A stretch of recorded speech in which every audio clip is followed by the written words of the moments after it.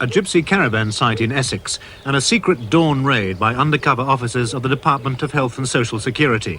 These special investigators have a permanent warrant giving them special powers to investigate suspected fraud. The DHSS says that the police who are with them are there to guarantee their personal safety.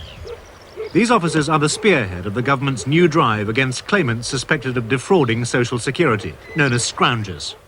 Fraud and abuse have reached serious levels. A tough line was promised in the Tory manifesto, and Social Services Secretary Patrick Jenkin promised action at last year's party conference. We are determined to root out the abuses. Last week, a High Court judge said that Social Security fiddling was rife from one end of the British Isles to the other. And amid angry talk of sex snoopers, another 1,000 staff are being recruited in the government's controversial drive against fraud and abuse announced by Social Security Minister Reg Prentice. My message to those who live off the state when there is work for them to do is watch out. It's time the fiddling has to stop.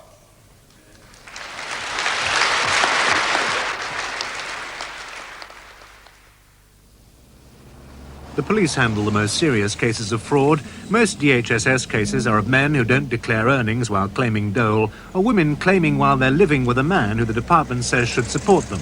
This man makes no apology for his fraud. I just can't afford to live on what I get on Social Security. I work 5 days a week. I installate on average 2-3 lofts a day. I get £5 for each loft I do. Do you think it's right that you should be able to get away with it? I don't think it's right that my family should be forced to subsist on the pittance, that's it. I don't think I'm getting away with anything. Unlike Sam, Cynthia legitimately claimed supplementary benefit last year when she was ill. Do you feel that people think you're a scrounger? Yes, I think people do feel that. People have a bee in their bonnet. If they know somebody down the road on Social Security, they think she's got a posh house. They don't really know the truth. Janet was one of 300,000 women who last year lost their benefit under the cohabitation rule. They came and visited me at my house after about 3 occasions, and they'd seen my child's father there. They said they believed I was cohabiting.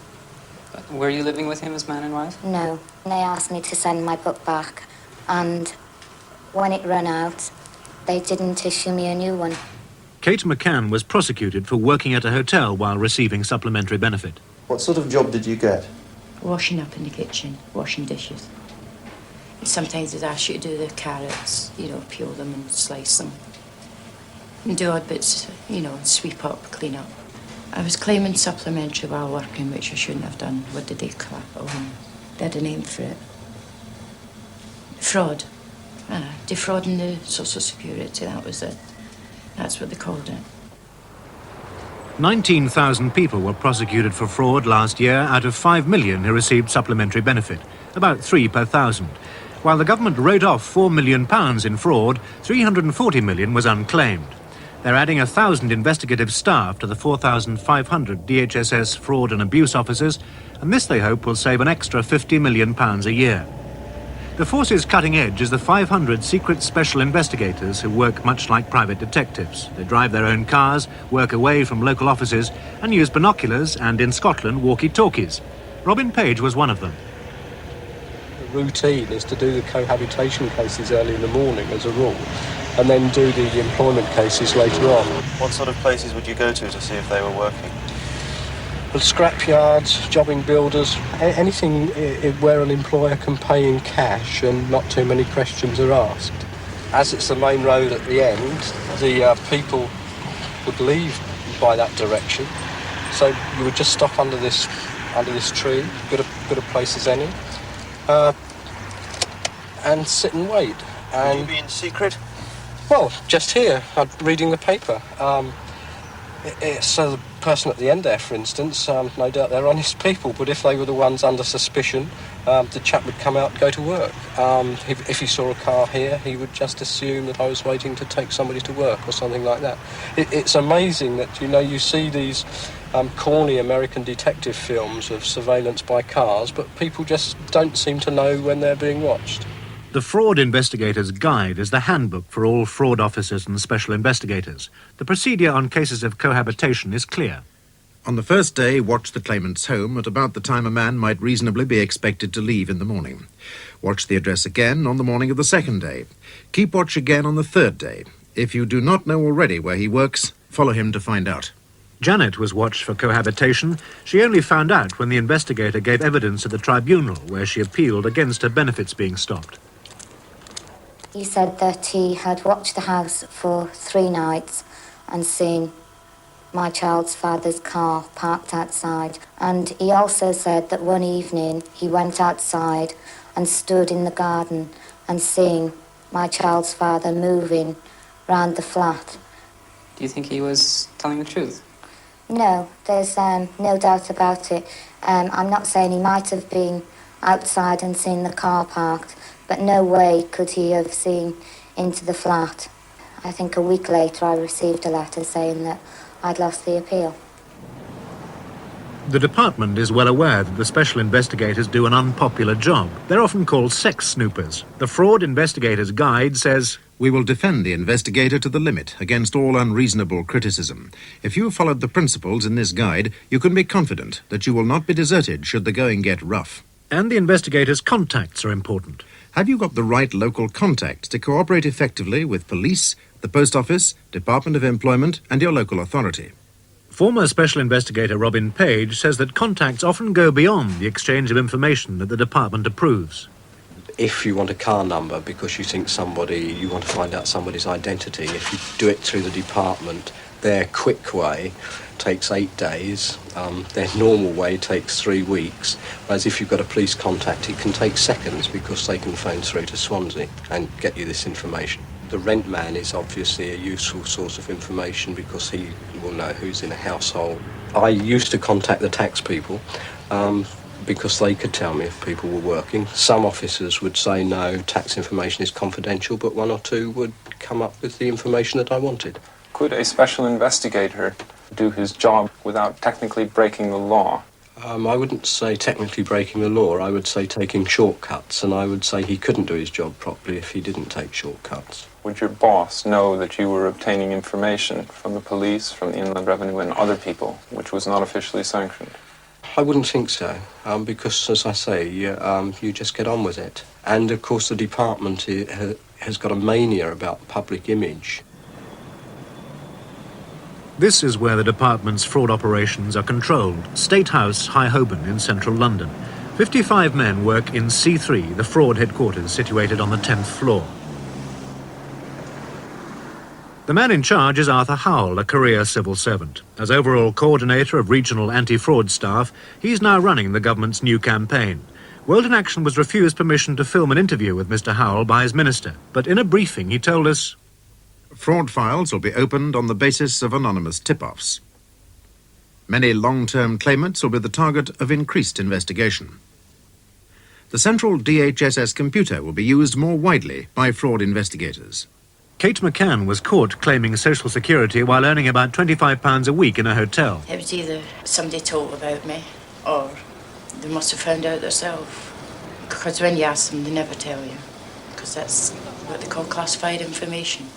Well, when I'm on supplementary and the kids need shoes or that, I mean, if I go out and buy them a new pair of shoes, they're going to have to do without something to eat for a couple of days anyway. That's why most of the time I have to go around second-hand shops. Or I get me hand-me-downs for the kids. When's the last time you bought yourself something new? Oh, I couldn't tell you. No, it's a long time. When's the last time you bought something new for one of the kids? Christmas. Kate was caught working when she was already claiming benefits. Some people would say that what you did means you were a scrounger. What does that feel like? Well, everybody to their own opinion, that's what I say, but I didn't feel like a scrounger. I only done what was best, well, what I thought was best, and get help. Kate is now claiming supplementary benefit again, which she collects from the post office on Mondays. At her trial, she was fined £30 plus costs and compensation for her offence. The total came to £227. Well, I'm supposed to pay £4 a week, but I've not been able to pay it. Out of supplementary benefit?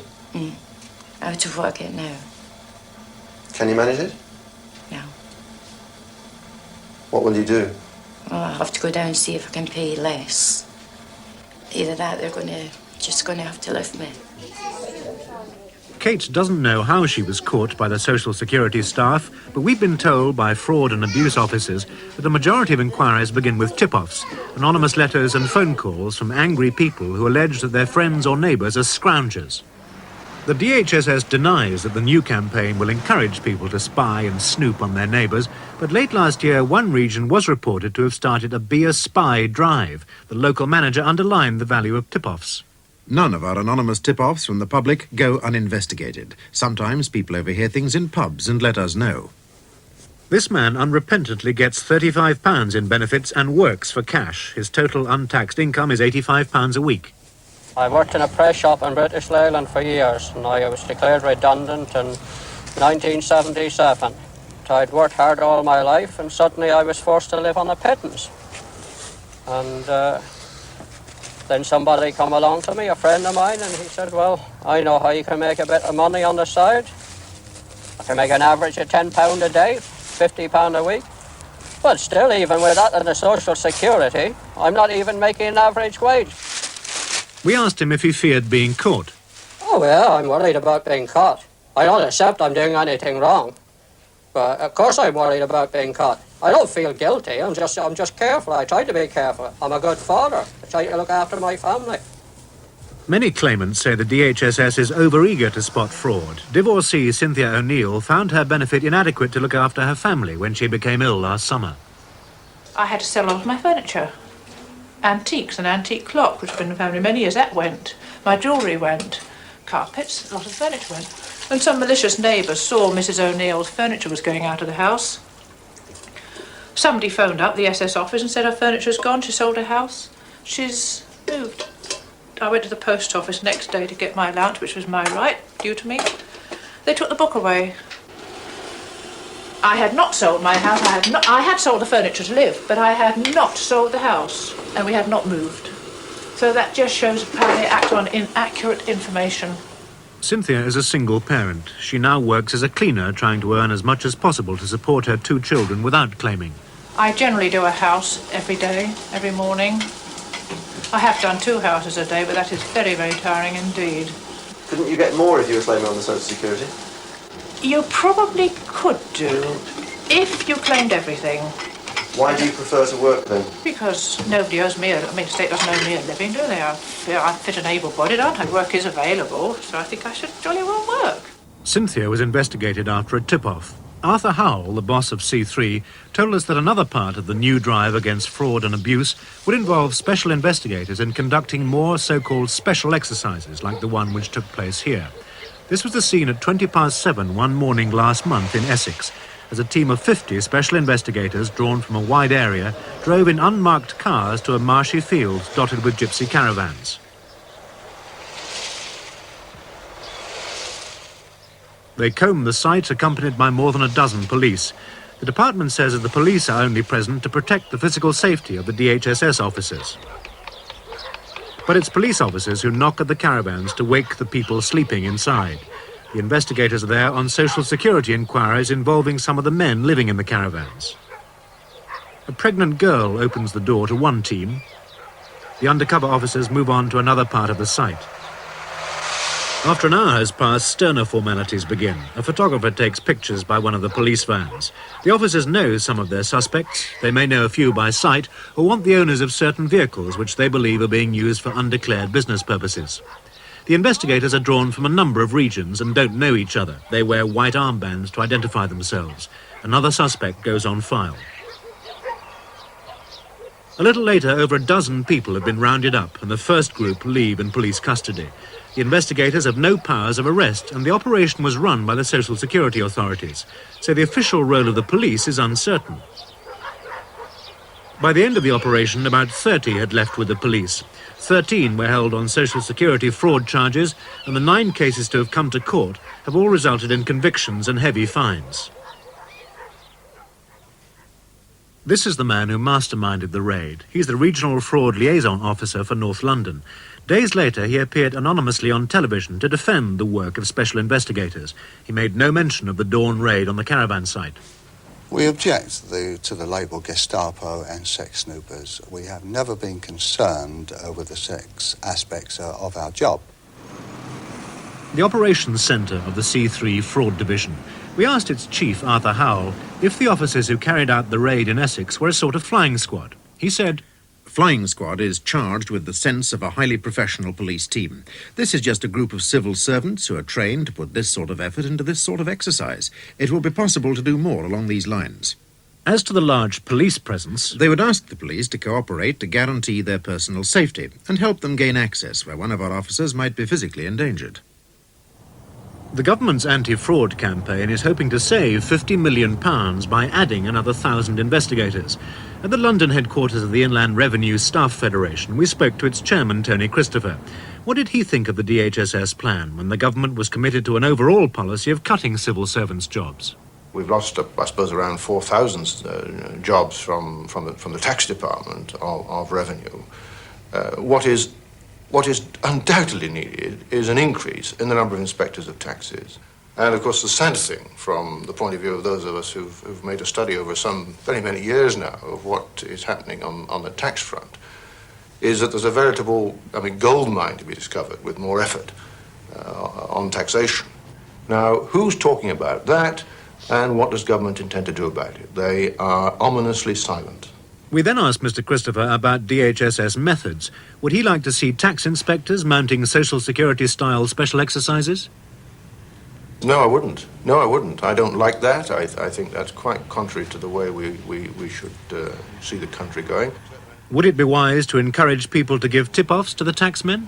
If we're going to go down that road, then I think we're on a very slippery slope indeed to the kind of country I wouldn't want to live in, and I don't think most of us would. And I think it's pretty dreadful that apparently so much of the Social Security information comes that way. We put the arguments about the new campaign against fraud and abuse to the Minister for Social Security, Reg Prentice. Didn't he think that tax evasion should have a higher priority? I think the general public are against tax evasion, but the general public are most certainly very angry about the cases of fraud and abuse in the Social Security field. Was it a good thing that fraud and abuse officers should rely so much on anonymous tip-offs? A lot of their work does arise from tip-offs. That's right. But what are you suggesting? Are you suggesting we should ignore the tip-offs? After all, this is public money we're talking about. And the public get angry about their money being wasted, paying benefits to people who are not entitled to those benefits. How do you define a scrounger? Well, someone who's knowingly getting something to which he's not entitled. And don't you think that it's absolutely certain that a campaign against them will frighten off genuine claimants? No, I think exactly the opposite. I think that some genuine claimants don't come forward now because the system suffers from the stigma of being associated with scroungers. But in 1971, Mr. Prentice, then a Labour MP, had a different view of the subject. In a Commons debate, he said, "The myth about widespread abuse is perpetrated by some of the most reactionary newspapers in the country and is used by the Tories for party reasons." What standard of living did the Minister feel supplementary benefit claimants should be able to provide for themselves? Well, the benefit should be whatever Parliament prescribes. But how well should they be able to live? Obviously they live at a lower standard of living than the average wage earner. If you then go on to say, because benefits are low, people have got an excuse for cheating, then I totally disagree with you. After all, the majority of people who are poor in our society don't commit fraud. They live honestly. And there's no excuse at all for saying, because I'm poor, therefore I can cheat and steal. Kate McCann is now getting supplementary benefit again after being caught cheating. She gets £42 a week to clothe and feed herself and her 4 children. I try and give the kids a hot meal every night when they come home from school. But it's tougher when they're on holiday, like this week. I'll have to get them something at dinner time and then still make them a hot meal. Yes, please. £5 a week, so. 2. Or I go over to a frozen shop and I can get, pies, 9 and 12 pence. And I give them that, pie and chips or pie and potatoes.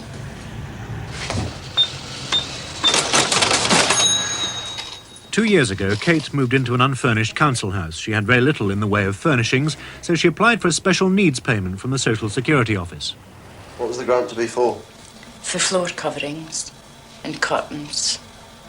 Did you have any floor coverings or curtains in the house? No. Bare boards? Bare boards.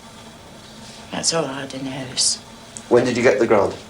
It was near Christmas. I had nothing for the kids. So I went out, got them some trousers and shoes and jumpers.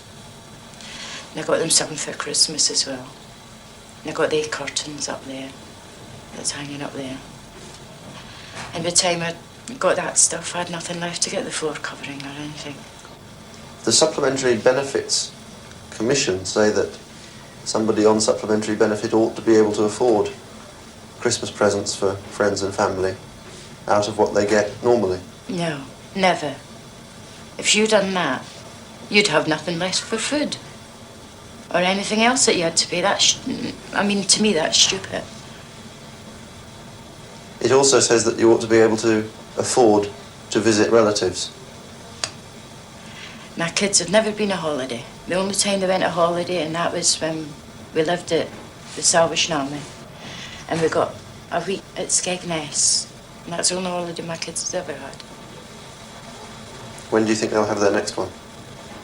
Oh, I don't know, never. Cynthia O'Neill was on Social Security last year. How did she manage on the supplementary benefit rate? You can exist on it, egg and chips, beans and chips, but then, you know, you want to provide a little bit better than that. I mean, fresh fruit and veg are very expensive, aren't they? Had I been on it for a longer period, I don't know what, well, we would just have sold more and more stuff. Because I've only been on it for very short periods, luckily, and thank God I've got my health now. I'm going to work my finger bones. I shall work all right. Others continue to work for cash and claim benefits. Sam says his family can't survive on benefits alone. He feels no guilt about taking from the taxpayer and dismisses the term scrounger. I don't call them scoundrels, they're good family men. Just like I am, I just want to look after our family, that's all. No more, no less. Do you think you tried hard enough to live on that money? After all, the government doesn't owe you a living. Oh yeah, the government do, I mean, they got to owe me a living, haven't they? I mean, they're running the country. I mean, if I run my insulating game like they're running the country, I'd be bankrupt long ago, I would. Janet's money was stopped under the cohabitation rule. Last year she appealed against the decision. They refused to pay me anything, so I told them I wasn't leaving until they gave me some form of payment, and they called the police to remove me from the office. But they just point blank refused to give me anything until the appeal came up. How did you support yourself in the meantime? I became a prostitute. I went to a hotel with a friend, and my friend was more or less doing most of the work for me, smiling at different guys and chatting. So eventually we sort of picked somebody up. I suppose I just kept trying to tell myself, well, you know, I had to do it because I needed the money to support myself and child. I think most people on Social Security, you know, are forced to do things they don't really want to. I don't think, no way, that I am a scrounger. It's a sad fact about our society that crime in its various forms, and fraud in its various forms, has been increasing in recent years.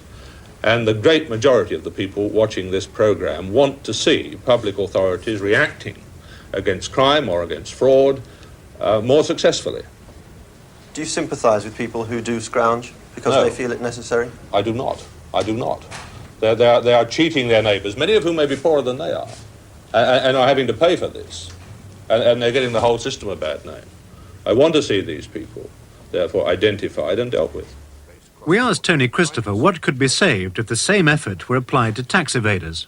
The yield to the exchequer would be quite enormous. I mean, it would make the Social Security thing pale into insignificance and would show it up, I think, for what in fact it is. It is political pandering to absolutely the worst feelings, I think, in all of us. It would be a very salutary experience, I think, for Reg Prentice to put on a disguise and go and try and collect Social Security himself and discover what it's like to wait for hours at a counter amongst those who are having to go in, day out.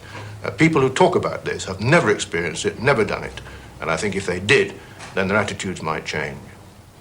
As the government's campaign against social security fraud and abuse begins, Kate McCann reflects on her experience of being identified and prosecuted as a scrounger. Don't care what people think about me. I mean, I done it. I know it's wrong. But I've paid for it now. I've been to court and everything, but the fine I've got, I just can't afford to pay the £4. Do you think you might end up working again if you couldn't manage any other way?